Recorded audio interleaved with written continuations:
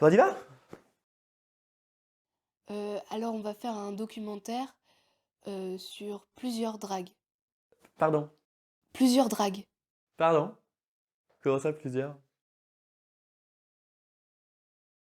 Ouais, c'est pas ce que j'avais compris en fait. Je pensais que c'était moi, que moi. Et non, le drag. Cet art aux multiples facettes, mélangeant l'art de la coiffure, de l'expression scénique, du maquillage et de la danse. Une forme de performance visant à jouer de façon exagérée. D'aussi loin que nous puissions remonter, William Dorsey Swan, né esclave, puis homme libre au XIXe siècle, est la première personne connue à s'identifier comme une drag queen. Mais grâce à des entretiens inédits avec des experts et expertes, Jama, Là, c'est moi qui joue, hein. Harmony Bloom, J'ai des petites tentacules qui ont poussé dans la bouche, durant la nuit. Grillage, Qui interrompt mon entretien? The Tristana Je me regarde dans le reflet, j'aime bien. et Ça va, personne écoute. Un petit peu stressé par le nombre de trépieds qu'il y a dans la salle, mais ça va pas mal quand même. Je m'attendais pas à ça, je suis agréablement surprise. raconté par celles et ceux qui le pratiquent. Voici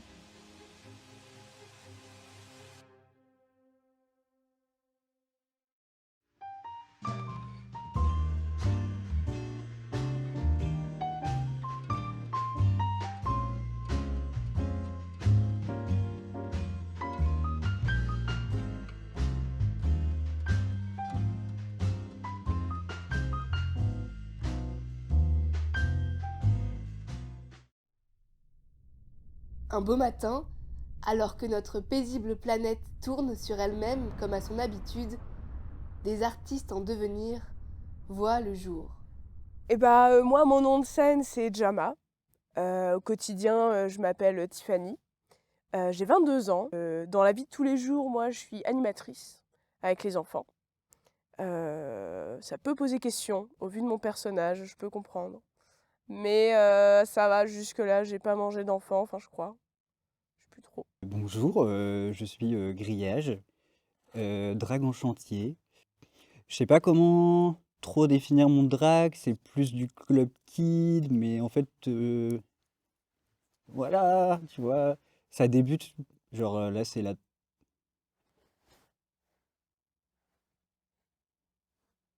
troisième fois que je me maquille, tu vois.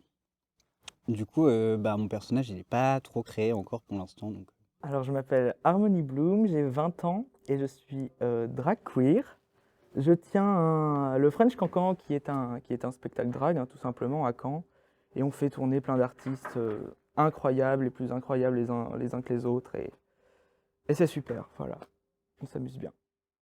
Je fais du drag depuis 2 ans maintenant. À peu près 2 ans. Je dis à peu près parce que tout dépend, selon moi, à partir de quel moment on considère qu'on commence officiellement le drag. Si on part du principe que commencer le drag, c'est commencer à s'y mettre, à se maquiller, à expérimenter, à tout ça, ça fait vraiment 2 ans que j'en fais. Si on part du principe que c'est commencer la scène drag, ça va faire 2 ans au mois d'août. En tout cas, un petit background quand même. Jama a bien grandi aujourd'hui et grandira encore. Et j'ai hâte de voir ce que l'avenir me réserve. Alors à quel moment je me suis dit que j'allais commencer le drag? En fait, ça a commencé en 2021. J'étais bénévole et organisatrice dans un festival à Alençon qui s'appelle le Citem Festival. J'y étais bénévole depuis l'âge de 17 ans, 18 ans plutôt. Donc Citem parce que Citem.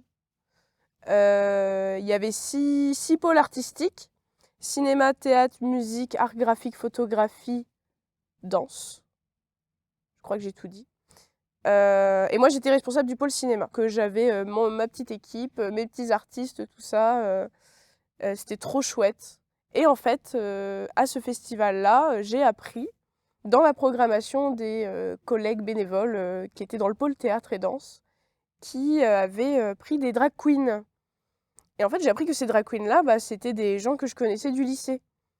Et je me suis dit, waouh, ils font du drag, mais attends, mais c'est trop bien, mais je connais rien de cet art, j'ai tellement envie de voir ce qu'ils font. Enfin, pendant tout la journée du festival, j'ai vraiment fait que quitter mon poste de bénévole et d'organisatrice pour aller voir ce qu'elle faisait.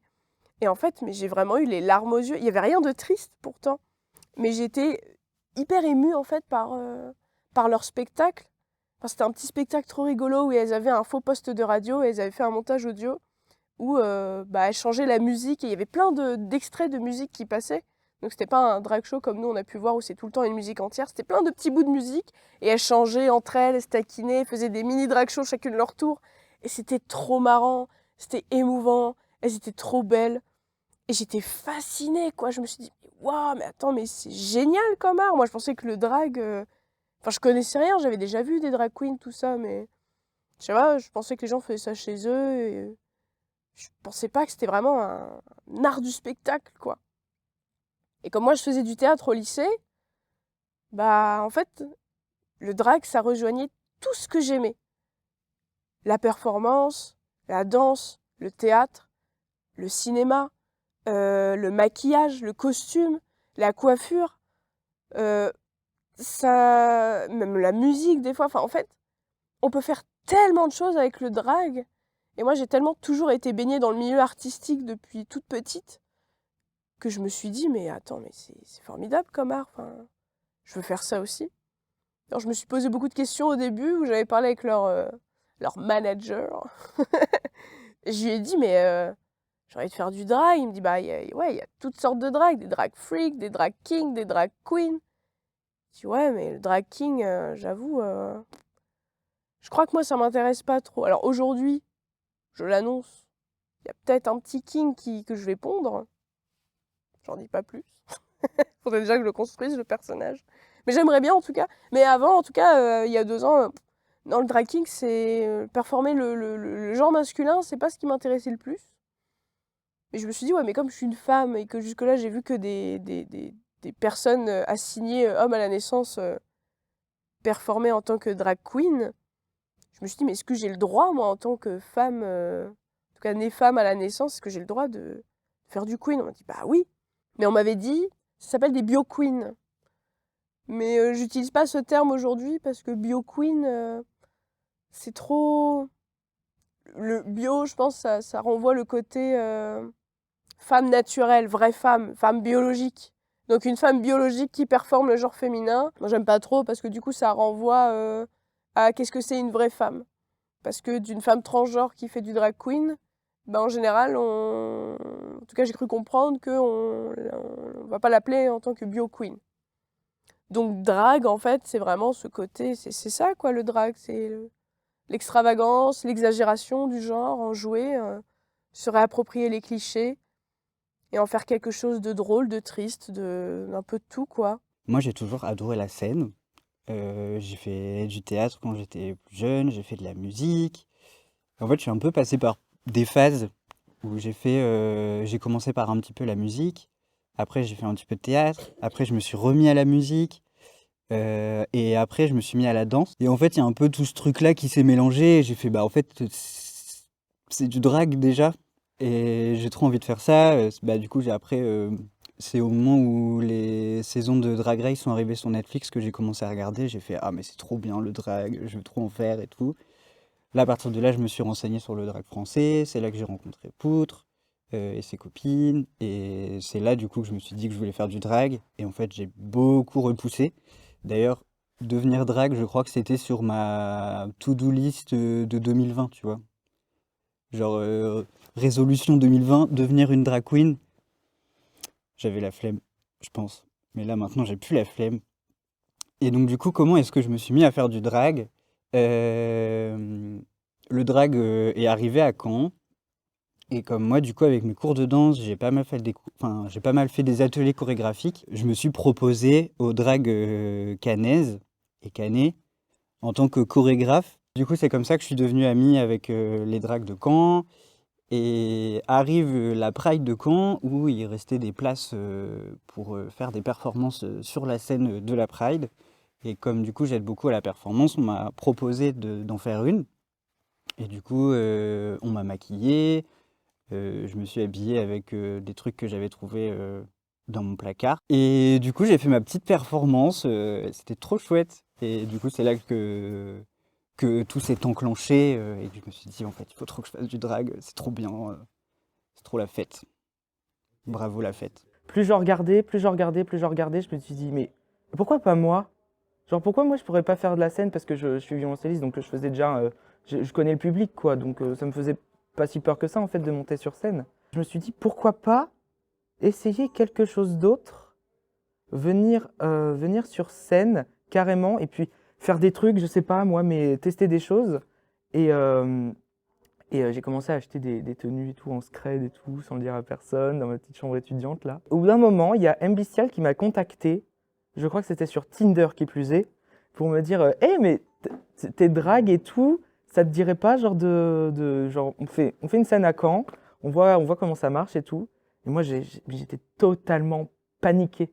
J'étais en panique parce que je me suis dit ok, là je suis à Caen, je suis seul pour mes études. Je vais rentrer dans un univers que je ne connais pas, mais que je vais apprendre. Mais j'étais tétanisé. J'étais vraiment horrifié. Du coup, je me suis un peu entraîné avec un bestial avant le show. C'était pas terrible, hein, c'est pas le même niveau que maintenant, mais bon. Voilà, on s'améliore tous. Hein. Vient la première scène drague, un vieux make-up horrible, une wig très très moche. Et voilà, on se lance. Je me suis dit, j'ai rien à perdre. Il y avait genre 110 personnes. J'étais en train de mourir, mais je me suis lancé. Et à la fin, punaise, là, j'étais plus la même personne. Je me suis dit, là, j'ai franchi un cap. J'ai enfin trouvé le monde auquel je voulais appartenir. Et voilà, de fil en aiguille, j'ai fait des perfs tout le temps, enfin tous les mois. Il n'y a pas un mois depuis que j'ai commencé où j'ai pas fait de drague en fait. Genre tout le temps, j'ai fait jusqu'à en arriver là aujourd'hui. Et je regrette absolument pas d'être venu à Caen pour mes études, d'avoir découvert tout ça et d'être entré dans la scène drague caennaise. On constate au fur et à mesure, genre quand on développe un peu ses skills en make-up, quand on va un peu se renseigner sur des tutos et tout. Et au bout d'un moment, quand on regarde les anciennes vidéos et tout, on dit « Ah ouais, d'accord, là, il y a un gros décalage, j'ai fait du chemin, dans le bon sens, le chemin. » Et ouais, au fur et à mesure, vraiment, s'il y a des drags là qui m'écoutent, si vous commencez le drag, c'est normal que vous soyez nuls au début. On est tous nuls, c'est normal, on arrive dans un truc qu'on connaît pas, on arrive devant des gens qu'on connaît pas, on fait des trucs qu'on connaît pas, c'est normal.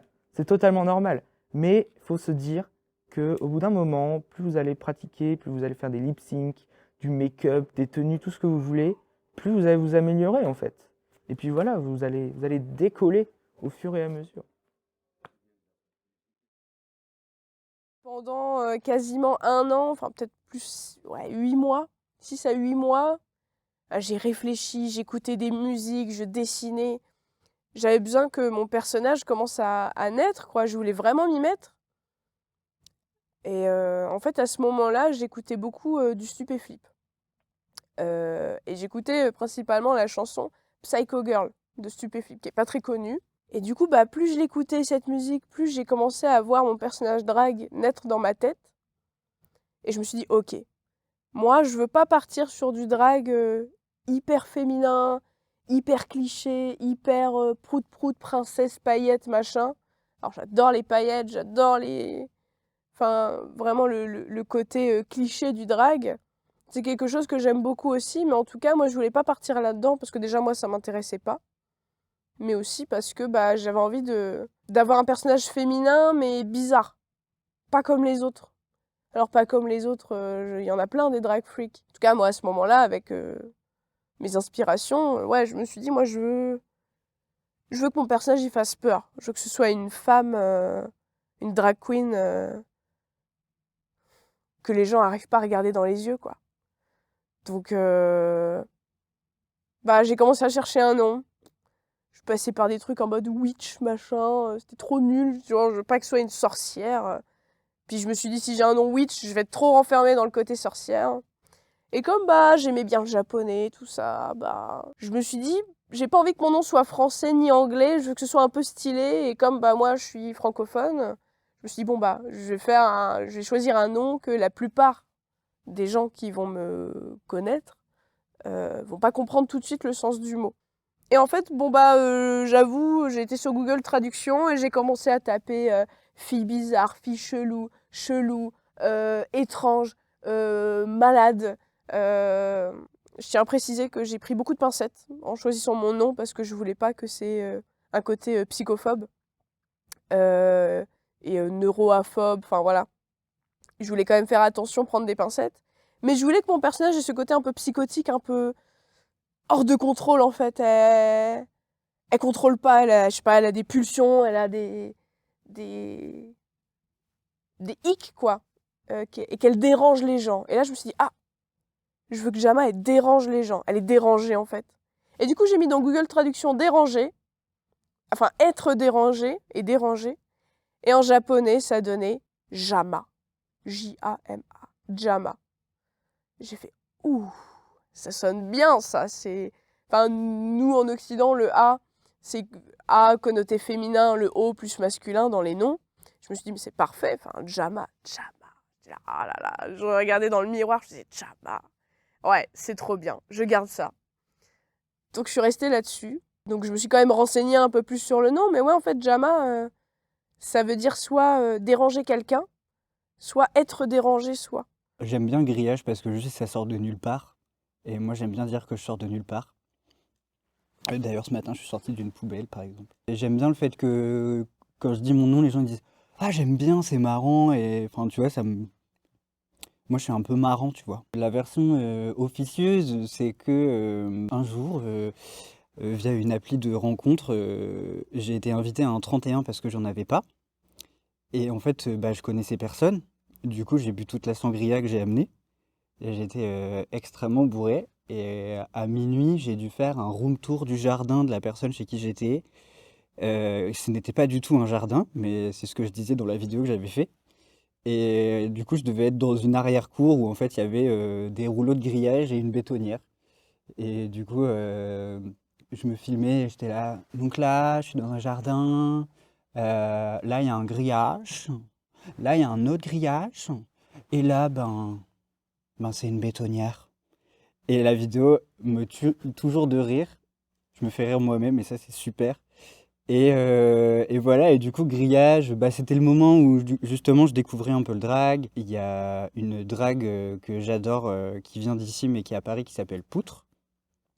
Et du coup, je trouve que, tu vois, Poutre, grillage, le champ lexical des travaux, je trouve que ça fait un bon clin d'œil à la personne qui m'a fait découvrir le drag français. J'ai commencé à me poser des questions là-dessus quand je regardais Drag Race, hein, comme je pense une bonne partie des drags. Tout simplement, je cherchais un nom pendant le confinement et j'étais là, merde, il faut que je trouve un truc qui me corresponde quand même, genre un truc qui me reflète.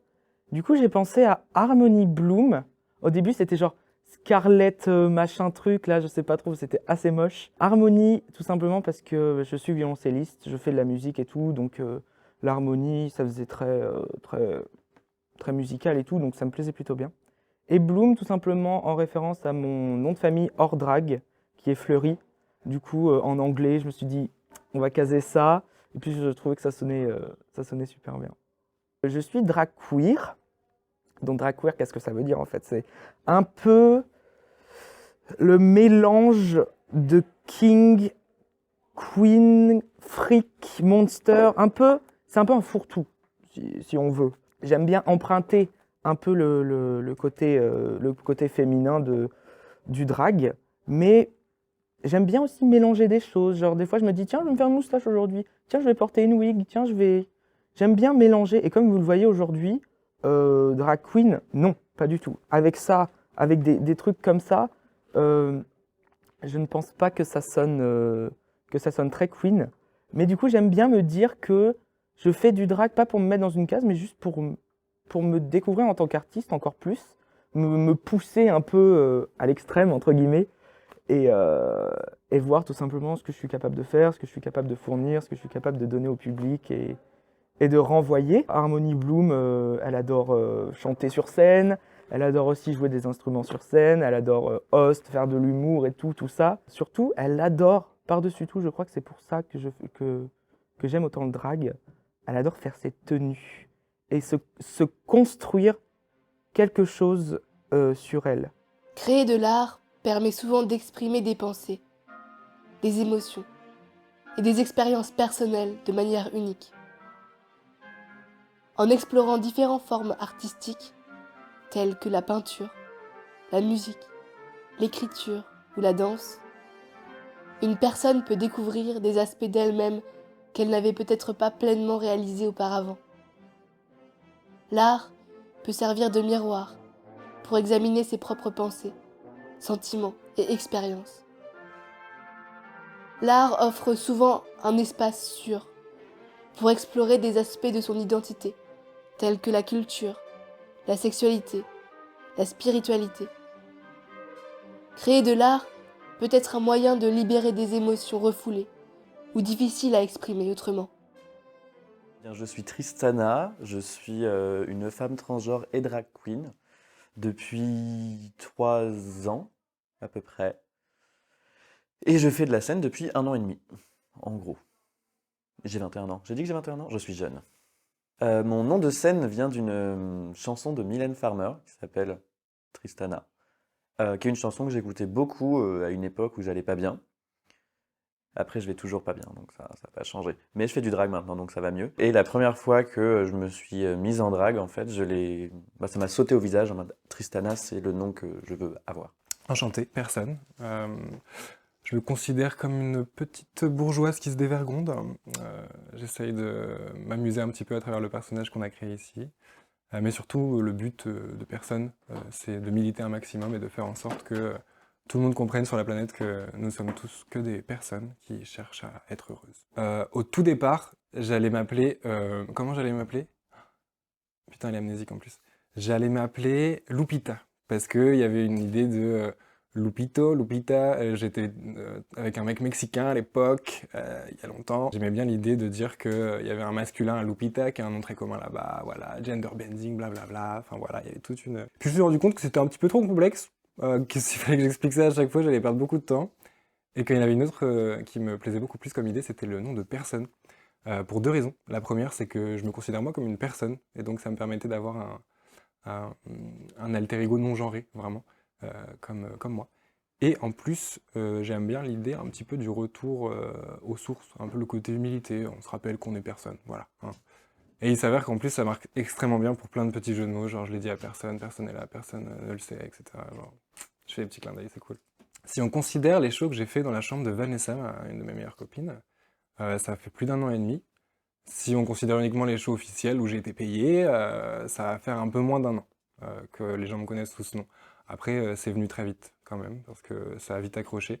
Genre littéralement 1 mois après que j'ai fait mon premier show, on m'a reconnu dans la rue, s'il te plaît. Vraiment, c'est pas une vanne, quelqu'un m'a arrêté, j'étais même pas en drague, ils m'ont dit personne. J'ai dit peut-être. Ça fait longtemps que j'avais envie de le faire parce que bah déjà, je commence à me faire vieille, ça ne se voit pas parce que je ne fais pas mon âge et que je porte actuellement 2 mm de make-up sur mon épiderme, mais en réalité, j'ai 30 ans. La plus vieille drag queen de Caen, faut le dire. Depuis mes 22, je crois, j'ai découvert RuPaul's Drag Race sur Netflix à l'époque où j'étais en Espagne pendant un Erasmus. J'ai passé un été, une année en fait, à fumer des gros joints espagnols et du coup, bah, j'étais un peu perdu sur le Netflix et j'ai vraiment, j'ai bingé toutes les saisons. Et je suis tombé grave amoureuse du principe. Ça résonnait de fou en moi, tout simplement parce que j'ai toujours un peu joué à ce genre de jeu. Je me mettais ma serviette de bain sur la tête, je faisais les meilleures coiffures, ensuite je la mettais sur mon corps, je faisais les meilleures robes. Enfin, je pense que plein de gens comprennent ça. Et du coup, bah, l'idée était déjà là et j'ai toujours été assez chiante dans l'idée. Donc j'ai toujours eu besoin de dire aux gens ce que je pensais. Et quand ça touche un petit peu aux choses plus personnelles comme le militantisme et la cause LGBT, du coup, mélanger les deux, c'est devenu très vite une évidence en fait. Venir faire chier les gens, mais en étant belle. Voilà, ça s'est pas donné à tout le monde. En tout cas sur Caen. Du coup, je m'y suis mis dès que j'y ai pu. Dès que le centre en fait m'a donné cette occasion avec Jama et Anara et Tristana, j'ai sauté sur l'occasion. Bah, le fait de pouvoir jouer des genres, de pouvoir danser, de pouvoir être en quelque sorte quelqu'un d'autre sur scène. J'ai toujours aimé être sur scène, mais trop timide pour l'être sans maquillage, sans perruque, sans sans tenue un peu extravagante. Donc, après le Covid, quand j'ai découvert ça, je me suis dit pourquoi pas le faire. Quand j'étais encore toute petite, j'ai fait de la danse moderne. On avait fait un spectacle et je jouais une araignée sur scène. Et les autres étaient des coccinelles, je crois. Enfin bref, on s'en fout. J'ai fait beaucoup de chorale. Je chante très mal. J'ai fait de la musique, j'ai fait du théâtre. Mais à chaque fois, j'étais pas forcément complètement à l'aise parce que c'était pas totalement mes éléments, quoi. En fait, c'est la danse. En fait, j'adore danser, mais je suis plus à l'aise pour un show, on va dire, quand je fais des chorégraphies, etc. Le drag, selon moi, c'est hyper important, déjà, parce qu'on est là surtout pour passer des bons moments, en fait. Mais c'est surtout, et d'autant plus dans le climat actuel politique, les droits des personnes transgenres sont énormément menacés.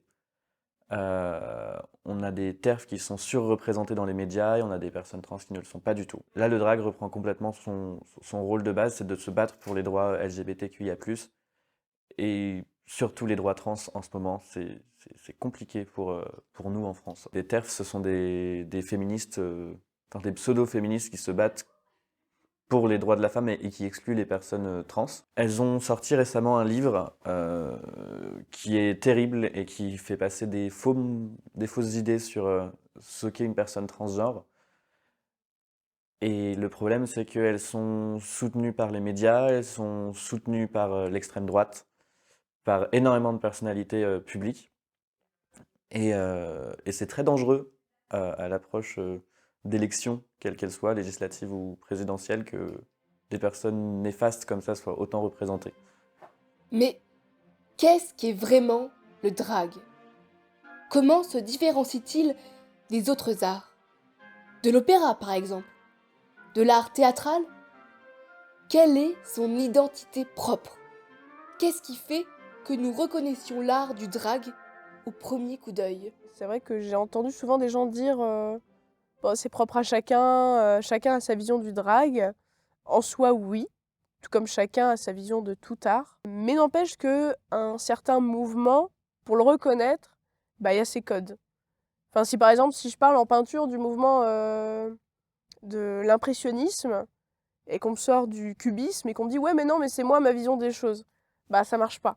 Effectivement, il y a des codes quand même. Dans le drag, c'est pareil. Pour moi, les codes du drag, ça va être... Enfin, la première question que je vais me poser, c'est est-ce que là, maintenant, je vois une personne, elle me dit pas qu'elle fait du drag, est-ce que je vais reconnaître? Est-ce que tout de suite, je vais arriver à me dire là, c'est drag, là, c'est pas drag? Enfin, déjà, je tiens à dire, moi, dans les débuts que je me suis lancée dans le drag, ça a été super dur, surtout au niveau du maquillage. C'est pas simple, quoi. J'avais à chaque fois l'impression de pas en faire assez. Enfin, petite parenthèse dans mon propos.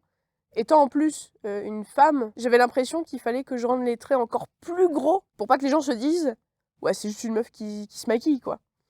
Je voulais pas que les gens se disent ça. Du coup, à chaque fois, j'en rajoutais. Je dis non, ça fait pas assez, j'en rajoute. Et même là, encore aujourd'hui, par exemple, le maquillage que j'ai fait aujourd'hui, j'essaie toujours plus d'en faire plus à chaque fois.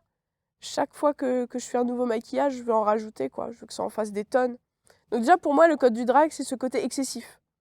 Que ce soit dans la coiffure, que ce soit dans le maquillage, dans la tenue, dans l'attitude, pour moi, c'est l'excès. Et c'est pour ça que le drag est beaucoup critiqué, d'ailleurs, parce que je pense que beaucoup pensent que ça renforce les stéréotypes. Je pense que certaines dragues, effectivement, renforcent les stéréotypes, malheureusement. Mais tout dépend de comment on l'amène, je pense. Dans le maquillage, je pense qu'il y a vraiment des petits détails. Donc là, je vais parler plus du drag queen, parce que pour l'instant, c'est vrai que le drag king, je m'y connais pas encore trop. Je viens tout juste de vraiment m'y intéresser, de m'y pencher au niveau du maquillage, des codes, tout ça. Donc j'ai plus parlé pour le queen et le freak. Notamment au niveau du maquillage, pour moi, par exemple le blanc au niveau de l'œil, qu'il soit gros ou très petit. Pour moi, ça c'est un petit détail, mais c'est quelque chose où tu dis « ah, c'est le genre de truc qu'on voit pas dans des maquillages quotidiens, du moins rarement. » Les grands liners, les faux cils, surtout dans le queen, pour moi c'est quelque chose de très important. Encore une fois, c'est mon avis et chacun fait comme il veut. J'irai jamais dénigrer quelconque drague. Every drag is valid, ok. À parler en anglais aussi à chaque fois. Si on n'est pas anglophone, faut parler anglais de temps en temps. C'est le code typique du drag. Et c'est obligatoire, c'est dans le contrat. parler de temps en temps anglais, des petites phrases du style « Ok, I got you, slay girl, slay queen », avec un accent de merde. Voilà. C'est vraiment, je pense, le drag, quelque chose pour, comment dire, pour montrer au jour les stéréotypes de la société à travers l'art queer. Voilà, donc c'est quelque chose, pour moi, je trouve, de très personnel. Vous envoyez vos messages, vous exprimez ce que vous voulez, du moment que vous aimez ce que vous faites sur scène, bah voilà, vous faites ce que vous voulez, le drag, c'est super.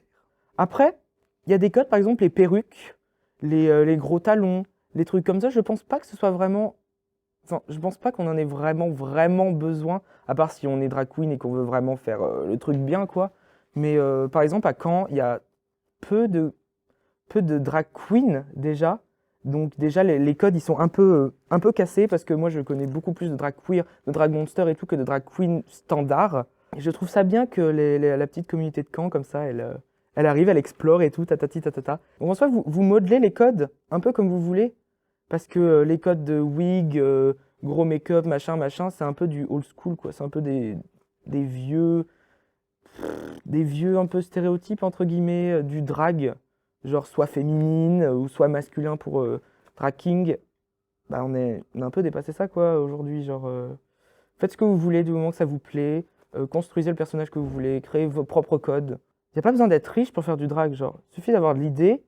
Enfin, par exemple, je fais des tenues en scotch. Ça marche très bien. Genre du scotch à 2 balles chaque action, genre voilà. On fait des tenues, faites des tenues avec ce que vous avez et je sais pas, genre innover, inventer, oser surtout. Faut surtout oser. Ça, c'est ça qu'il faut se dire parce que il y a beaucoup de drag classiques, mais il faut de l'inventivité dans le drag. C'est ce qui va vous pousser à fond. Il faut de l'investissement, de l'inventivité, même si vous êtes pauvre, même si vous avez 0 €. Il y a pas de problème. Tant que vous avez de l'idée, vous pouvez former vraiment ce que vous voulez. Genre, en fait, le drag, c'est comme un dessin. Vous faites ce que vous voulez, ou genre vous sculptez, vous dessinez.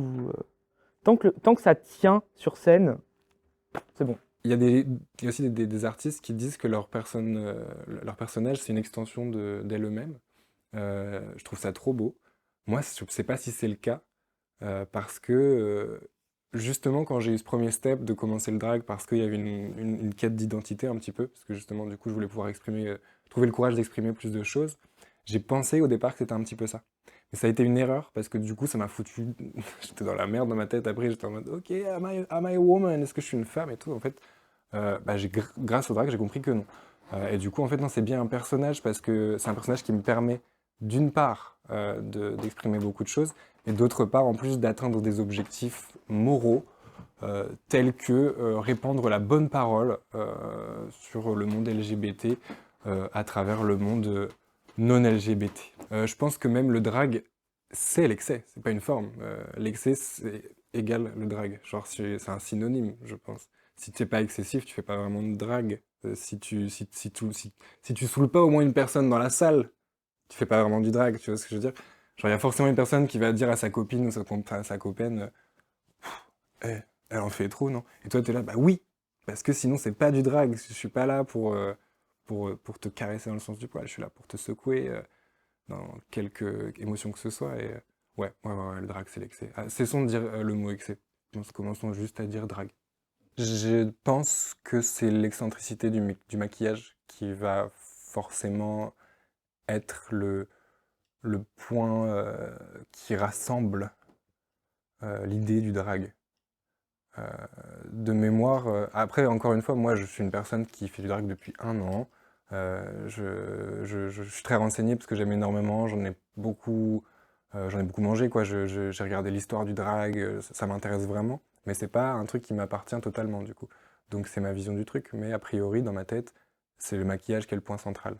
Tu te maquilles, tu changes de personne, tu deviens quelqu'un d'autre, tu te construis quelqu'un, un alter ego, euh, et tu t'ouvres des portes. Donc après, voilà, ça peut être euh, des performances, ça peut être des discours, de la poésie, de la danse, des lip-sync, je l'ai déjà dit, du cinéma, des make-up artistes. Il y a énormément dans notre génération là, de drag queens qui sont extrêmement doués pour leur make-up.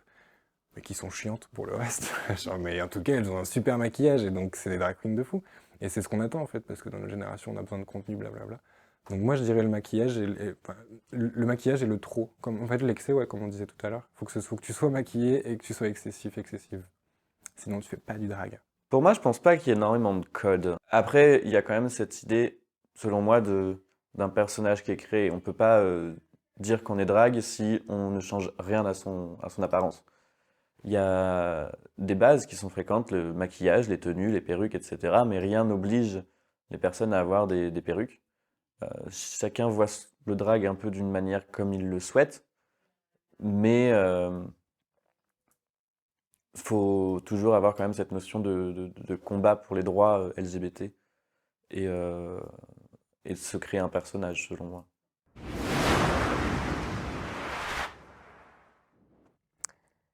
Ça, guys. Ça, c'est mon petit bébé, ça. C'est une grande histoire avec elle. C'était en 98. C'était en 90. Ça va, vous voyez bien là? C'est super. On me voit, moi, hein? Ouais? D'accord. Ouais. Ah ouais, ok. Ça, ouais. Mais du coup, enfin, est-ce que je... Ouais, je peux parler? Ok. Enfin, non, mais c'est juste que je suis pas sûre que ça... Là, que ça? Ah, d'accord. Et t'es sûr là? Parce que je sens que... Ouais. Bon bah, bonjour tout le monde. C'est Branlix 2000. Aujourd'hui, on se retrouve pour une nouvelle vidéo. Monte la guitare de mon père. Mon petit bébé. Faudrait que je lui donne un nom. Je lui ai jamais donné nom encore. Est-ce que ce serait pas le moment de lui donner un nom? J'aurais l'appeler Francky. Ouais. Francky la guitare. Et tu sais vraiment jouer de la guitare? Tu veux que je joue un morceau? Attends, non mais c'est parce que... Non mais c'est le mode automatique, c'est chiant. C'est des morceaux que j'ai enregistrés moi-même. Ouais. Donc c'est le temps que ça... Je fasse les réglages. Merde, putain, merde. Ouais, attends.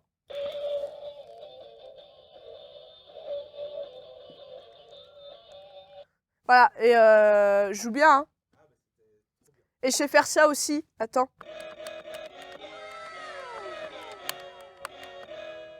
Et je sais faire en plus grave aussi.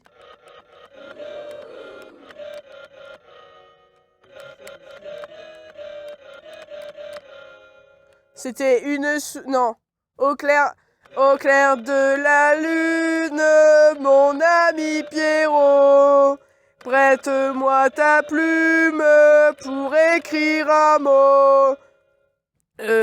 Ma chandelle est morte, je n'ai plus de feu. Ouvre-moi ta porte pour l'amour de Dieu.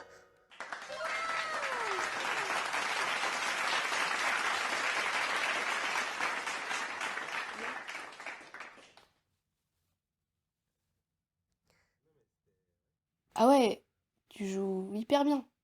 Magnifique. Merci. Mon meilleur souvenir, c'est la Pride en vrai, parce que c'est ma première scène drag. C'est le moment où la foule était en délire. Non, c'était trop bien. Ce moment-là, c'était fou. Même j'ai fait une deuxième performance avec une autre drag queen que j'aide à la chorégraphie d'ailleurs, qui s'appelle Anara, où en fait, à un moment, on descend dans la foule et on saute avec tout le monde. Et je sais pas, il y avait une ambiance de fou. Ouais, il y avait une énergie de fou qui ressortait. C'était incroyable. Pour l'instant, en tout cas, à Caen, c'est là où il y a le plus de monde, où l'énergie est la plus ouf. Enfin, je sais pas, il y a un truc. Je trouve que le drag, tu vois, il y a un peu ce truc de star locale, tu vois. Et en fait, on ne te connaît pas dans le monde, mais quand tu te promènes dans Caen, les gens, ils te reconnaissent. Et ça, c'est trop marrant, je trouve. Il y a ce truc de t'es incognito, mais pas trop. Et j'aime bien. Quand tu fais du drag, la notoriété, elle est grave accessible. Genre, c'est facile qu'on te reconnaisse dans la rue, tu fais un show et les gens ils sont «Ah mais je te connais!» Et du coup, c'est rigolo, je trouve. Mais ce n'est pas étrange le fait que tu fasses une scène et que d'un coup comme ça, tu marches dans la rue et les gens te disent Ah mais je te connais. Non, c'est pas étrange du tout, non. Je trouve ça normal, moi. Si, ça fait bizarre au début. Bah, tu vois, j'ai fait ma première performance à la Pride et je suis à peine descendu. Il y a des gens qui m'ont demandé mon Instagram et qui font «Oh, je suis trop fan de toi». J'étais «Attends, 2 secondes». C'est c'est bizarre, mais bon, ça fait plaisir quand même, tu vois. Ça veut dire qu'on apprécie ton art et ça, c'est trop chouette. Bah ouais, en fait, le drag, c'est hyper gratifiant. Mais c'est gratifiant dès que tu présentes le truc, quoi. Parce que les gens crient, t'es là «Ah ouais, ok, c'est bon, ils kiffent». Donc c'est trop bien. J'en ai deux, je pense, deux meilleurs souvenirs. Le premier, c'est avec Lale photographe qui a pris en photo mon look tout en sac poubelle et tout, avec plein de pics et tout. On a fait ça dans un cimetière à Caen. Et il faut croire que le même jour, il y avait une sorte de classe découverte d'enfants, genre vraiment des CP, CE1, quoi, qui venaient avec leur professeur dans le cimetière. Et moi, j'étais en train de faire mon photoshoot, quoi. Et au bout d'un moment, j'entends des petites voix genre «Hé, regardez là-bas, hé, hé, regardez là, il y a un monstre là-bas, il y a un monstre!» Et du coup, je m'amusais à leur faire des coucous comme ça avec mon maquillage bien blanc, avec les gros yeux là et tout. Et ils s'enfuyaient tous en courant. Net, il y a un monstre là-bas, vite, vite. C'était super drôle. Et deuxième meilleur moment, je dirais, en général, quand je fais mes costumes avec ma maman. Parce que ma mère et mon père aussi d'ailleurs, mais ma mère s'investit beaucoup dans mon drag. Donc on la voit pas forcément avec moi, genre très souvent dans tout ce qui est scène, dans tout ce qui est photo, vidéo, machin. Mais dans les backstage, elle est extrêmement présente, elle me soutient à fond. Et presque tous mes costumes sont faits avec elle parce que elle a envie de, je sais pas, peut-être inconsciemment me pousser, me soutenir dans ce que je fais. Elle vient à quasiment tous mes spectacles. Enfin, vraiment, c'est une mère extraordinaire que j'ai. J'aurais pas pu rêver mieux pour ça. Et voilà, c'est trop cool. Je vis dans un environnement de bonheur. Donc, tous mes moments avec ma mère et mon père quand on fait des costumes, c'est les meilleurs moments de mon drag, en fait. Et concernant mon père aussi, bah, il est maçon, donc il est extrêmement manuel. Donc, par exemple, un coup, j'avais fait une perf avec une grosse cage à oiseaux. Il m'avait tout découpé, il m'avait tout refait, il m'avait soudé plein de trucs et tout. Non, c'est trop bien, genre, quand on a des parents qui s'investissent autant, vraiment, c'est trop cool. Je peux pas rêver mieux en tant que drague que d'être autant accepté que ça dans ma famille. Genre. Mes grands-parents sont de grands fans de moi. Ils ont raté 0 show depuis que j'ai commencé. J'ai commencé en septembre 2022. Et depuis ce jour, le premier jour où j'ai commencé le drag, ils étaient là à chaque fois. Et à chaque fois, même, il y a même ma grand-mère, mon grand-père qui m'aident pour mon drag. Enfin, c'est un gros. Ma famille, en fait, en général, m'aide pour mon drag. Donc, je peux qu'évoluer en bien et sainement, en fait. J'ai commencé beaucoup par faire du hosting, donc de la présentation de soirées et de shows, parce que j'aime bien parler, d'une part, et parce que bah, dans les événements qui s'y sont prêtés, les autres queens n'avaient pas spécialement envie, du coup il a fallu que je passe le pas. Et j'ai trouvé ça super agréable de juste être là, discuter avec les gens, que les gens me gueulent des trucs que je comprends pas, que je fasse semblant que je les ai compris, que je réponde à autre chose, qu'ils répondent. Enfin, tu vois, ça dure longtemps et c'est trop cool en fait parce que ça fait rire tout le monde. Et en plus, on m'a laissé entendre que je me débrouillais pas trop mal. Donc j'étais en mode, ok, les go, j'y reste. Et puis en plus, tout le monde a dit, la prochaine fois tu recommences, donc vas-y, j'ai recommencé. Mais après, quand le hosting est passé, j'ai fait une première perf lip sync entre guillemets classique, comme on fait toutes. Et j'ai trouvé ça cool, mais j'étais en mode, vas-y, je veux plus. Genre, je veux faire plus, j'ai trop de choses à proposer, j'ai trop envie de montrer plein de trucs. Et en fait, on est toutes comme ça en réalité, parce que les trois quarts des drag queens, c'est des artistes. En réalité, c'est des vrais artistes. Euh, le dernier quart, c'est des gens qui veulent l'être. Et enfin, attention, je dis ça dans le meilleur des sens possible. Attention, hein, genre des gens qui ont la niaque, qui ont des propositions, etc. Juste, voilà, ça va pas jusqu'au bout, il manque des petits trucs, je sais pas, de toute façon, c'est tout un chemin. Hein, mais bref. Et du coup, j'avais plein de choses à proposer, et notamment la poésie, c'était vraiment un truc que je voulais montrer aussi tôt que possible, parce que j'écris beaucoup, Et que je pense, encore une fois, que c'est le meilleur moyen de foutre un coup de poing à la tronche du système et faire en sorte que les gens comprennent, enfin, s'attachent, soient touchés, cogitent, passent le mot, bla, créer du lien, créer en fait un espace de débat en fait, que le débat soit interne. Moi souvent j'aime bien parler de à quel point la vie c'est dur quand on est gay, oui j'ai pas eu d'amoureux, et trucs comme ça, et t'as les gens qui sont oh, c'est trop dur. Après ils rentrent chez eux, ils en parlent à leur famille, ils ont trop.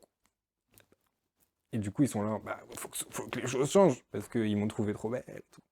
Donc quand on voit des gens qui sont charismatiques et beaux, on a envie que leur vie soit meilleure. Et du coup, c'est ça que je fais avec ma poésie. Et du coup, après, au fur et à mesure, les choses se sont enchaînées, parce que après avoir fait de la présentation du lip sync et de la poésie, j'ai vite eu envie de faire de l'humour, et etc. Et du coup, en fait, j'ai fait que ça. Pour le moment, ça s'arrête à peu près à là, je crois. Genre, j'ai pas encore fait des vraies danses décorées de fou. Bah oui, j'en ai deux, je commence par celui qui est triste. Allez, j'avais fait une performance il y a 1 an et demi, je pense. Non, pas du tout. 1 an. Je parlais en fait de viol. Et c'est un sujet qui me tient beaucoup à cœur parce que j'ai été victime d'un viol quand j'étais plus jeune. Et j'avais besoin de faire une performance pour l'extérioriser, pour me soigner un petit peu. Et après avoir fait cette performance, je suis parti de scène. Et une personne qui était dans le public est venue me voir dans les loges pour me remercier d'avoir performé là-dessus, de lui avoir montré qu'elle n'était pas seule et qu'on peut avancer, qu'on peut s'en sortir. Donc ça m'a énormément touché, j'ai certainement pleuré dans ses bras et mon maquillage ne ressemblait plus à rien. Mais c'est les inconvénients du drag. Et en autre bon moment, c'est une copine qui travaille dans une école et elle parlait de drag avec une de ses collègues et il y a une enfant qui est arrivée de 6-7 ans qui a dit ah, vous parlez de drag queen ah, je connais, j'en ai vu une, elle était trop bien lors de la Pride, de la marche des fiertés, c'était Tristana. Donc du coup, j'étais assez contente quand même que des gamines de 6 ans m'aiment bien, même si j'aime pas tellement les enfants. J'étais contente, ça fait plaisir. C'est vraiment une bonne chose en fait que les parents ils ouvrent leurs enfants à ce qui est le monde dans son intégralité, quoi.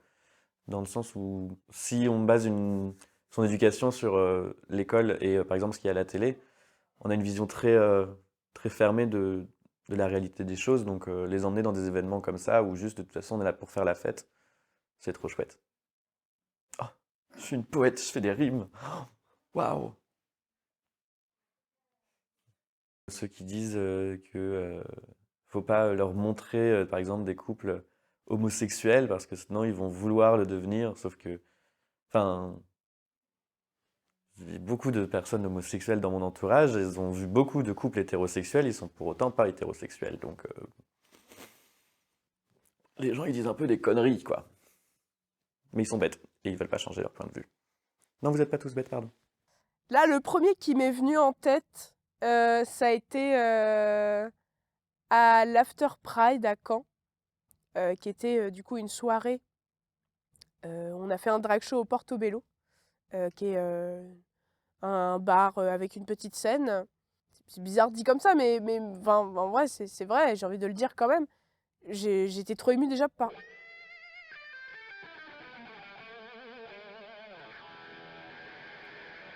C'est Francky, il est fatigué un peu. Je vais éteindre Francky. Ouais, allez, Francky. Oh dodo.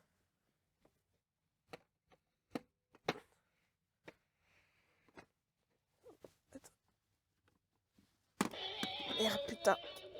Voilà. On en était où Ah oui. Ah voilà. Pas trop saturé le micro, ça va. Du coup, ouais, je disais...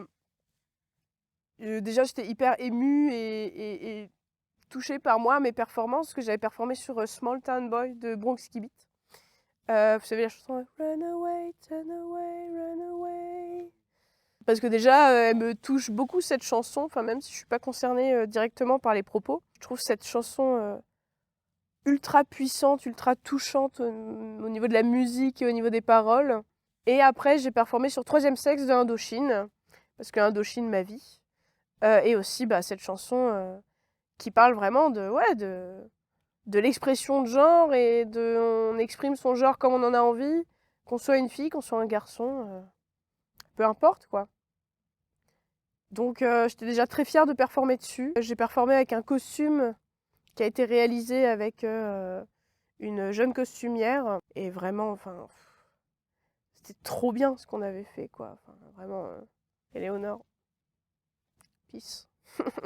C'est mon meilleur souvenir parce que bah, déjà, l'After Pride, quoi, pour moi, c'était vraiment hyper fort de représenter la fin de la Pride par un spectacle sur scène, qu'il n'y avait pas que moi, évidemment. Et en fait, ce qui m'a le plus ému, ce qui m'a le plus marqué dans ce souvenir, c'est les gens après.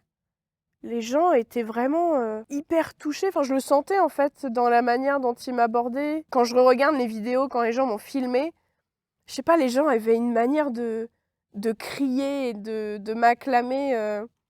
Je sentais dans leur voix en fait que les gens étaient émus. Et il n'y a pas très longtemps, j'ai re-regardé les vidéos et j'entendais vraiment les gens faire oh, genre, ouais ils étaient c'était ouf quoi. Enfin, et je me suis dit waouh, mais en fait les gens ils sont touchés par ce que je fais et c'est trop chouette. Enfin, c'est fort, je fais passer un message fort. J'ai énormément bossé avec Red Grillage sur ces performances-là. Je suis trop fière de ce que j'ai fait, trop fière de ce qu'on a fait. Ce qui m'a marqué aussi, c'est les petits moments, comment dire, les petits moments de complicité, les petits moments cool sur scène que les gens voient aussi. Il n'y a pas très longtemps, il y avait un SmackDown, du coup une compétition drag par élimination à laquelle je devais participer. Bah, il m'est arrivé des choses pas très cool à ce moment-là. J'ai eu un décès qui m'a marqué. Plein de choses très dures à vivre à ce moment-là. En plus de ça, j'étais malade. Enfin, il n'y avait rien calé dans ma vie. Je me sentais plus du tout capable de participer à la compétition. Mais j'étais quand même venue en tant que bénévole parce que ça allait tellement pas qu'il fallait quand même que je me change la tête. Mais voilà, il fallait que j'ai la possibilité de sortir. Donc je suis venue en Tiffany et pas en Jama pour aider. Enfin, j'avais aidé au maquillage, à plein d'autres trucs et tout. Et en fait, à un moment donné, je sors de la pièce. Donc c'était la fin du truc. On avait déjà... Démonia avait déjà été couronnée, tout ça. Et en fait, je sors parce qu'il y avait un rappel sur scène des artistes. Il y avait une artiste qui était encore dans les loges. Donc je vais dans la loge, je dis vite, il faut que tu retournes sur scène, il y a un appel sur scène. Elle revient avec moi et quand je me retourne, j'entends au travers de la porte de la loge « Jama, Jama, Jama ». Je me dis « mais qu'est-ce qui se passe ?» Et j'ouvre la porte et j'avais tout le monde, enfin tous les artistes sur scène qui m'attendaient comme ça, en T-pose, genre debout, en faisant la T-pose. Et en fait, c'est devenu un peu le running gag de Jama parce qu'il y a une fois, une performance, on n'avait pas travaillé la perf de groupe et je savais pas quoi faire, j'ai paniqué, j'ai fait la T-pose pendant genre 10 bonnes secondes. Et du coup, on a pris une photo de moi et c'est devenu un peu un mème et je suis très fière de ce mème. Et c'était trop marrant. Et en fait, c'est rigolo comme anecdote, mais n'empêche que j'étais trop touchée que juste, je ne participais plus. Je me suis dit, bon bah, je suis pas là en tant que drague, quoi. C'est pas moi la star ce soir. Et ben, on m'a quand même appelée. Et tout le public criait Jama. Et je suis montée sur scène pour aller rejoindre les copains. Tout le monde m'a fait un énorme câlin. J'ai chialé ma race. Parce que j'étais trop touchée par ce qui était en train de se passer, quoi. Enfin, j'ai même des gens dans le public après qui disaient, je sais pas ce qui t'arrive en ce moment, mais en tout cas, je te soutiens et on adore ce que tu fais et on a hâte de te voir au SmackDown 2, quoi. Et je me suis dit, waouh, putain, c'est lourd, quoi. Ça m'a marqué de ouf. La question de savoir si l'art est politique est complexe et suscite souvent des débats animés. L'art peut être utilisé pour remettre en question les normes sociales et politiques établies. Ouais, très très clair. Je sais pas comment elles ont répondu les autres connasses là. Si c'est pas politique, c'est pas du drag. Hein. Le drag est un statement. Quand tu fais du drag, tu mets sur la table le fait que tu me remets en cause les règles du genre. Excusez-moi. Et de l'autre côté. Tu remets en jeu les règles du genre, tu remets en jeu les règles sociales, tu t'appropries un espace que beaucoup t'ont enlevé, beaucoup te refusent, beaucoup ne t'accorderaient pas aussi juste. C'est intéressant de penser le truc en deux temps, il y a deux termes. Le premier, c'est Le drag est politique parce qu'il faut qu'on fasse avancer les choses d'une certaine manière, à plein de niveaux, que ce soit pour la jeunesse trans, que ce soit pour les personnes gays ou lesbiennes, que ce soit pour les personnes non-binaires, que ce soit pour les personnes intersexes. Je vais pas faire la liste, mais je vous respecte et je vous aime tous. Il y a ça à faire avancer de manière phénoménale. Genre, on est très très loin, ça fait à peine 10 ans qu'on a le droit de se marier entre PD, c'est n'importe quoi, donc il faut qu'on avance, clairement. Et d'autre part, il y a aussi ce qu'on doit faire pour ne pas rétro-pédaler, parce que c'est une chose d'avancer, mais c'est une chose de pas reculer aussi. Et quand je dis que je prends une place que d'autres ne m'auraient pas laissée, je pèse chacun de mes mots, parce que je vois et je ressens des gens dans la rue, lors de nos représentations, des gens réticents, des gens en questionnement, des gens qui se disent ah, est-ce qu'on dépasse pas une limite, est-ce que machin. Ces gens-là, il faut les faire taire, mais avec de l'amour, tu vois, genre faire bien comprendre aux personnes que la liberté que moi je m'octroie, c'est une liberté que eux vont pouvoir ensuite s'approprier également. En fait, il y avait souvent c'est quoi ce dicton machin a marché pour que machin puisse courir. Ouais, ça vous parle. Bah, c'est vraiment ça, je pense, que font les drag queens. On foule un pavé pour que la foule nous suive, en fait. Donc ouais, c'est politique. Est-ce qu'on a déjà parlé de Marcha ou pas? Non, les filles. Moi, je m'en occupe. Mais c'est sûr que vous en avez déjà entendu parler. Marsha P. Johnson. Marsha, c'est une femme trans qui a jeté la première brique lors des émeutes de Stonewall aux États-Unis.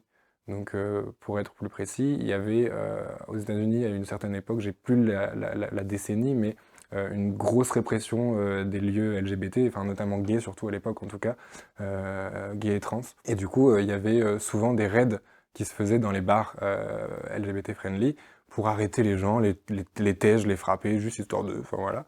Et un jour, ils en ont eu marre, ça arrivait souvent, et il y a une personne qui s'appelle Marsha P. Johnson, qui est une femme trans, racisée par ailleurs, qui a pris une pierre et qui leur a balancé à la gueule en mode ça suffit.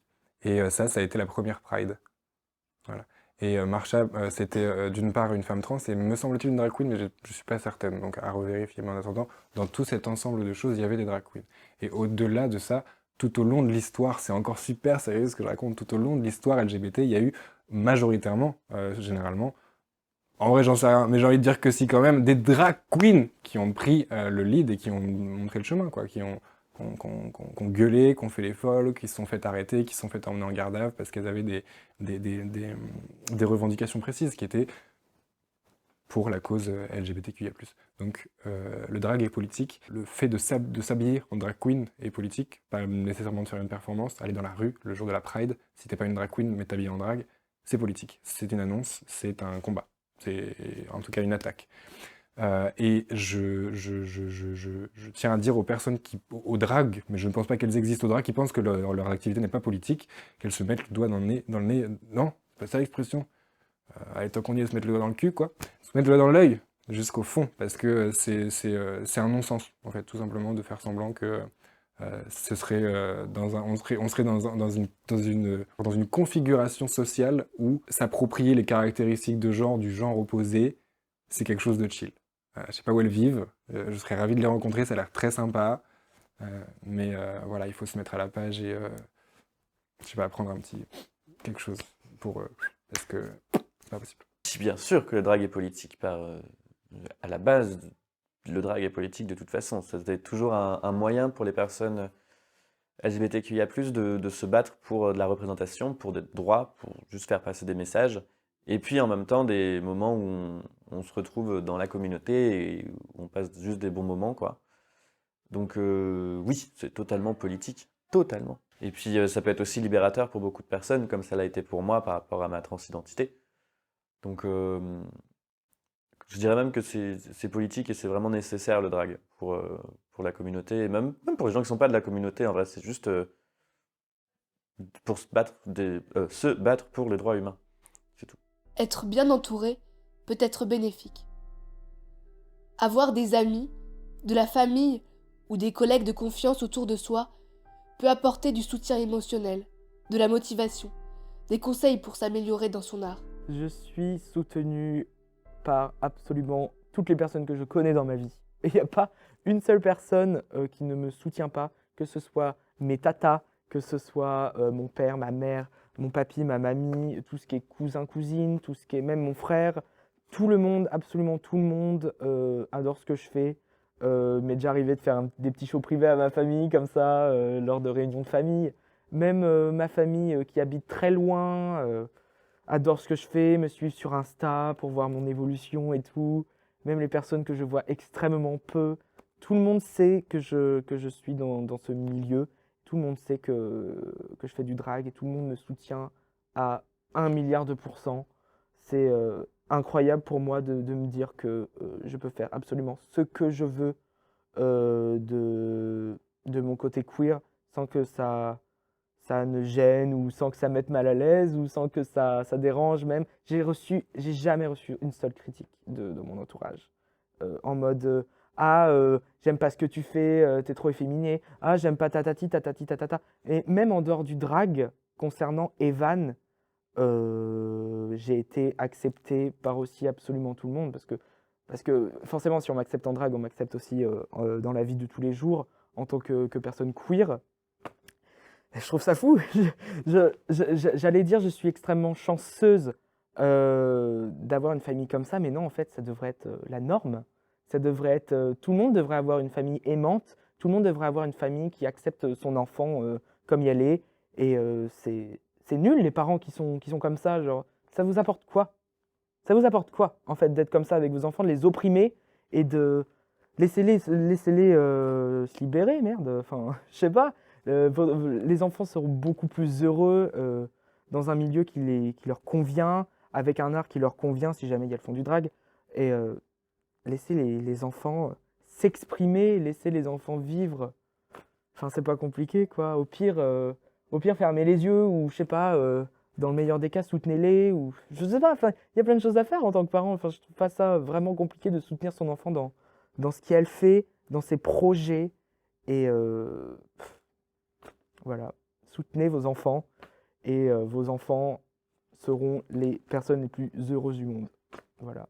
J'ai la chance que oui, ma maman, elle me coud des trucs des fois. Elle est trop gentille, bisous maman. Non, elle est trop cool, ma mère. Tu sais, bah, ce matin, là, attends, je peux te lire le message qu'elle m'a envoyé ce matin. Trop mignonne. Elle m'a dit bonne journée, ma queen, avec 3 petits cœurs. C'est trop mignonne. Et voilà, du coup, ouais, je suis. Enfin, ma famille, ça se passe bien.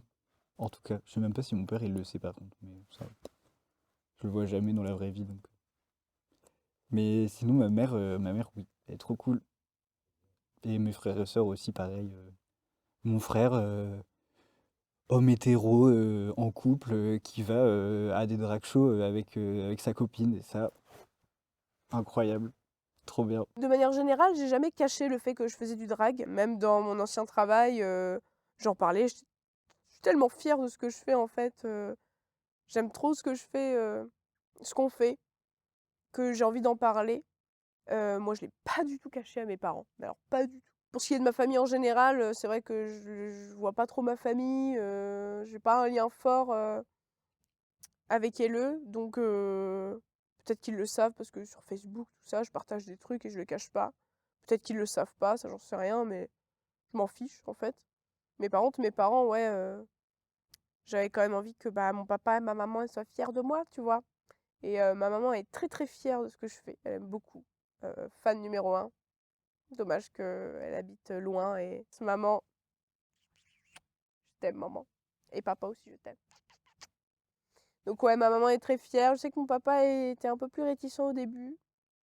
Je sais pas, je pense qu'il s'est dit, oula, qu'est-ce qu'il fait là? C'est quoi ça? C'est avec des... Oh, c'est joli. Enfin, il le disait pas vraiment, mais je sentais qu'il y avait une réticence. J'y en veux pas.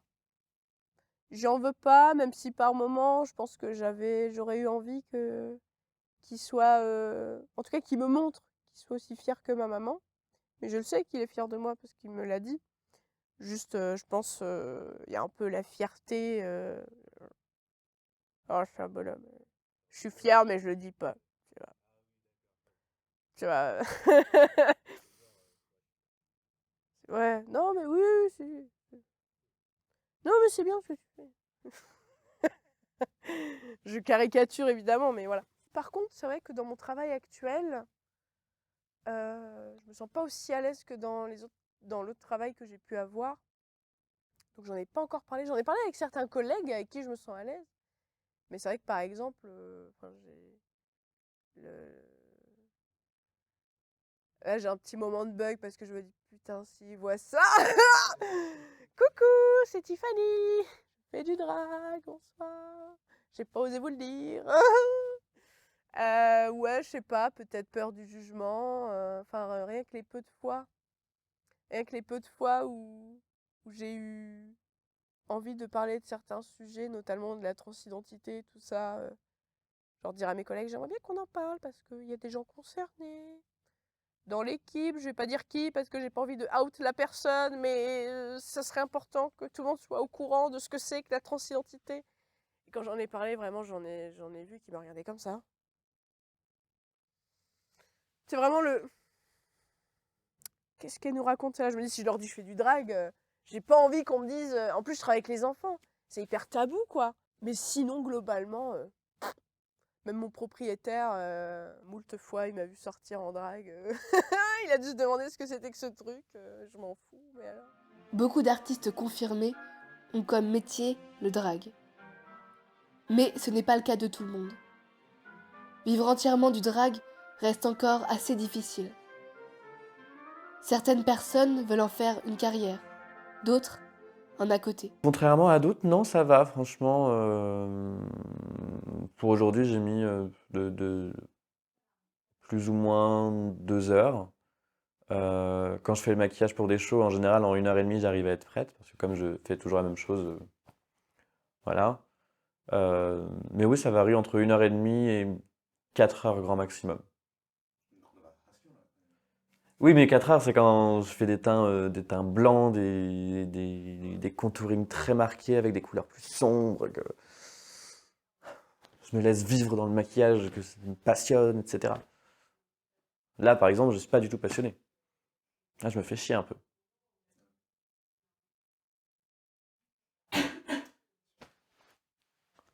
Oui, j'adorerais en vivre parce que c'est ce qui me fait vibrer, c'est ce qui me rend heureuse en fait. C'est que c'est hyper libérateur pour moi, c'est hyper positif.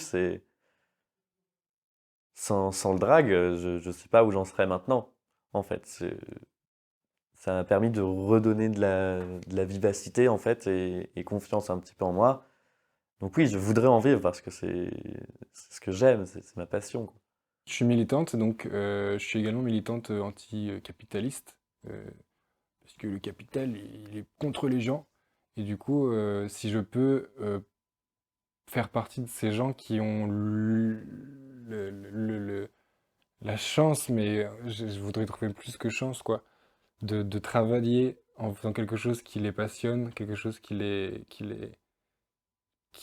rend heureux. Si j'ai cette chance de faire partie de ce genre de ces personnes-là, bah, à fond, quoi, je fonce. Et actuellement, c'est vrai que j'imagine peu de choses qui me rendraient aussi heureuse que faire du drag toute ma vie. Euh, ouais, hein, j'espère. En tout cas, je suis clairement la plus douée d'entre nous, donc s'il y en a bien une qui continue, c'est moi. Mais après, il faut qu'on ait le public, quoi. Bah, dans 5 ans, j'aurai gagné ma saison de Drag Race France. Et j'aurai commencé mon tour de France, j'imagine, pour présenter mon tout nouveau recueil de poésie. Non, je plaisante. Dans 5 ans, j'espère beaucoup avoir pu continuer ce que je fais là, en tout cas, ça c'est sûr. Dans l'absolu, j'aimerais bien être encore sur Caen, potentiellement, avec une communauté plus épanouie, avec des lieux qui sont installés, etc. Et peut-être bien qu'on aura créé un cabaret de drag queen d'ici là. Peut-être qu'on aura notre lieu à nous, où on pourra présenter des choses. Mais j'ai envie d'y croire, en tout cas. Avec un drag beaucoup plus élaboré, peut-être Drag Race, on ne sait pas, on sait jamais. Bah, j'aimerais bien vivre du drag aussi, mais je sais à quel point c'est difficile. C'est pour ça que Drag Race, c'est un peu toujours le bon tremplin pour vivre du drag. Euh, Et voilà, où est-ce que je me vois dans 5 ans avec un chat et un monsieur dans ma maison. Regardez mes belles chaussures, parce que du coup on les voit pas sur le plan, mais regarde, elles sont trop belles. Voilà. Et nous prévoyons de faire des scènes ouvertes pour les jeunes drags ou les baby drags, les personnes qui souhaiteraient se lancer en fait dans le drag. Et les personnes seront encadrées par nous. Et voilà, c'est pour donner une première approche au drag. Parce que moi, ma première scène, ça a été direct devant 1 milliard de personnes. J'ai pas eu mon mot à dire. Voilà, on me lance là-dedans. Donc, je voudrais bien donner une chance aux personnes un peu plus timides, qui n'osent pas trop, de faire ça devant un public sympa. Un public qui sait ce qu'ils sont venus voir. Et voilà, un truc un peu plus tranquillos, avec une supervision derrière par des drags un peu plus expérimentés, des conseils, voilà, tout ce qui est make-up, tout ce qui est vêtements et tout, et leur donner une première approche du drag à Caen. Le drag, surtout celui de Caen, le public, je pense que c'est le plus adorable que j'ai vu de toute ma vie. Voilà, le public queer de Caen est incroyable. Même si vous faites une connerie, ils vont faire en sorte, je sais pas comment, mais de rendre ça incroyable, en criant, en applaudissant. Mais en fait, ils vont rendre votre erreur à vos yeux en un truc de fou, en fait. Par exemple, moi, je me suis vautré sur la scène, eh bien, j'ai eu des tonnerres d'applaudissements et tout, pour un peu, je sais pas, pour redonner confiance, des trucs comme ça, mais le public est tellement important. C'est un truc, je pense que les drags seraient rien sans un public sur scène, ça c'est clair. Mais je veux dire, sur scène, le public vous booste à mort. C'est grâce à ça que vous tenez, en fait. Le public vous booste et une fois que vous êtes sur scène, en fait, il n'y a plus aucune gêne. Vous ressentez plus aucune gêne. C'est comme si que vous performiez, je sais pas, devant des potes, quoi. Genre, il n'y a plus de gêne, il n'y a plus rien, tout disparaît. Et c'est trop cool d'avoir un public aussi à fond dans le drag. Et c'est grâce à ça, grâce aux gens qui nous soutiennent, grâce au public, que nos shows marchent si bien, en fait. C'est ouf. Le drag à Caen, je pense que toutes les drags qui sont à Caen actuellement ont commencé avec ce public. Donc, depuis le début, le public nous a vu évoluer.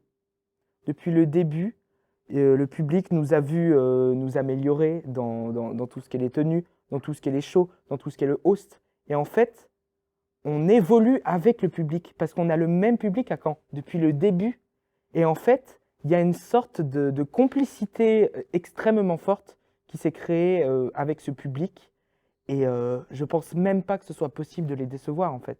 Parce que on est tellement, le public et les drags sont tellement soudés à Caen que il y a une atmosphère incroyable qui se crée quand il y a un spectacle. Et il y a tout le temps des cris, des applaudissements, il y a tout le temps des photos à la fin avec les artistes. C'est un truc de ouf en fait, le public à Caen. Ils sont extraordinaires, je leur vaux tout de mon drag, je leur vaux absolument tout. Je pense que le drag pour moi est plus une passion, un art, plutôt qu'un métier. Personnellement, je ne dis pas que le drag n'est pas un métier, il peut l'être, mais je pense que c'est pour moi beaucoup trop compliqué d'être d'en faire son métier. Par exemple, je connais beaucoup de drags et extrêmement peu arrivent à vivre assez bien du drag pour avoir une bonne vie stable, sans encombre, sans désagrément. Je pense que le drag devrait être reconnu comme un vrai métier parce que ce serait quand même super slay et ce serait trop cool. Mais personnellement, je ne pense pas vouloir en faire mon métier, tout simplement parce que j'ai d'autres choses à explorer. Par exemple, je compte peut-être reprendre mes études d'anglais pour pouvoir devenir professeur des écoles. Ou je sais pas. Mais le drag, pour moi, c'est plus quelque chose qui m'aide à extérioriser, quelque chose qui me sert à lâcher prise. Et je pense pas que être dedans à 100% tous les jours, parce que le drag, ça suit aussi à la maison, hein, ça suit sur scène, mais ça suit aussi à la maison.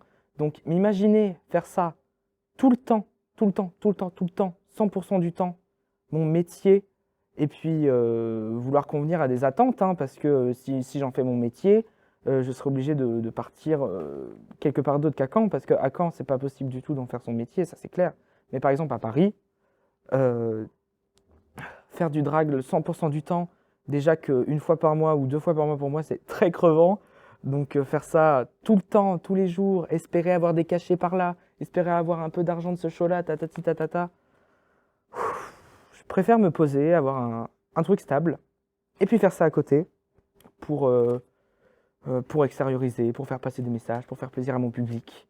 Un truc chill, genre, mais avec investissement, mais un truc sympa, quoi. On se prend pas trop la tête, on fait du drag pour le public, pour l'amour du drag, pour l'amour des queers. Et voilà, c'est comme ça que je voudrais continuer mon drag. Le drag, un art qui défie l'autorité, les normes sociales, casse les codes, grandit de jour en jour. De plus en plus de lieux sont créés afin que des drag shows puissent se produire en toute sécurité. Chaque artiste essaie de faire passer un message, une émotion. Le public est là. Le drag est et sera toujours là. Je pense que nous sommes en excellente voie pour que le drag soit de plus en plus reconnu. Peut-être qu'au bout d'un moment, ça va rentrer dans les mœurs. Et peut-être qu'au bout d'un moment, les gens vont se dire « Bah oui, c'est juste une artiste qui fait des trucs de ouf, qui fait des costumes, qui fait du maquillage. » Et je pense qu'au fur et à mesure du temps, ça posera plus trop de problèmes, je pense. Nos droits sont réellement menacés en France, comme dans beaucoup d'autres pays. Donc, il faut nous soutenir. Aller en manifestation, voter pour des candidats qui nous représentent, parce que on est vraiment en danger, vraiment. Voilà, amusez-vous bien, sinon c'est chouette la vie. Je pense on a un rôle qui est important parce qu'on est des personnes qui se baladent dans le genre, ou pas d'ailleurs, parce qu'il y a certaines drag queens qui sont des personnes cis, mais une grande majorité d'entre nous se baladent quand même dans l'idée du genre. Et de toute façon, peu importe en fait, mais toutes les artistes drag, je pense, ont cette responsabilité de créer aujourd'hui du coup la bonne frontière qui est extrêmement mince et super galère à trouver en fait, entre le rigolo et le relou. Entre l'humour noir, l'ironie et le relou encore. Parce que malheureusement, je pense qu'il y a peu de ressources pour réussir à comprendre totalement qu'est-ce qui va pas dans le détail. Et du coup, je trouve que parfois l'humour potache, ça peut desservir un peu la cause, dans le sens où l'appropriation du corps, etc. C'est pas parce que tu te sapes en femme que c'est ok nécessairement de faire des touchez-moi le huc, je fais des trucs avec mes tétons. Bon. Encore une fois, la misogynie, c'est un truc qu'on n'analyse pas assez, qu'on déconstruit pas assez, en fait, en vrai. Eh bien, aimez-vous, aimez vos enfants queer, c'est très important. Offrez-leur une vie incroyable, soutenez-les et faites tout ce qui est en votre pouvoir pour les aimer du plus que vous pouvez. Là, je m'adresse aux parents. Faites ce qui est en votre pouvoir pour aimer vos enfants, pour les accompagner. Par exemple, si votre enfant se sent différent ou si votre enfant ressent des mal-être en ce qui concerne quelque chose que vous ne connaissez pas, allez vers eux, parlez, soyez ouverts d'esprit, accompagnez-les. Et voilà, le monde sera parfait si vous arrivez à faire ça, à accompagner vos enfants, mais surtout, aimez-les. Et aimez-vous, et aimez tout le monde, car tout le monde est incroyable. Plus tard, je sais pas, mais en tout cas aujourd'hui, je crois que j'aimerais bien en vivre du drag. C'est un art qui me plaît tellement. Et je pensais pas accrocher tellement parce que quand j'ai commencé, j'étais un peu dans une période de doute quand même où je me suis dit est-ce que c'est un truc qui va vraiment me plaire? Est-ce que c'est une phase?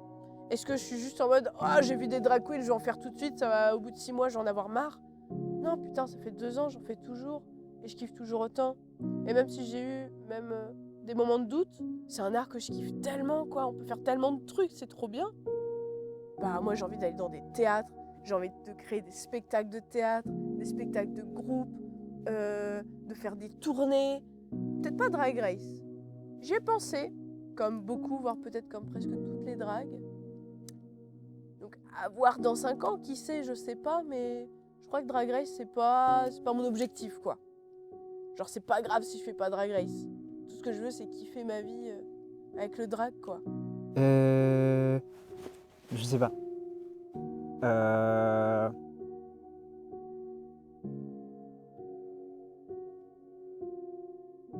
Je sais pas. Je sais pas.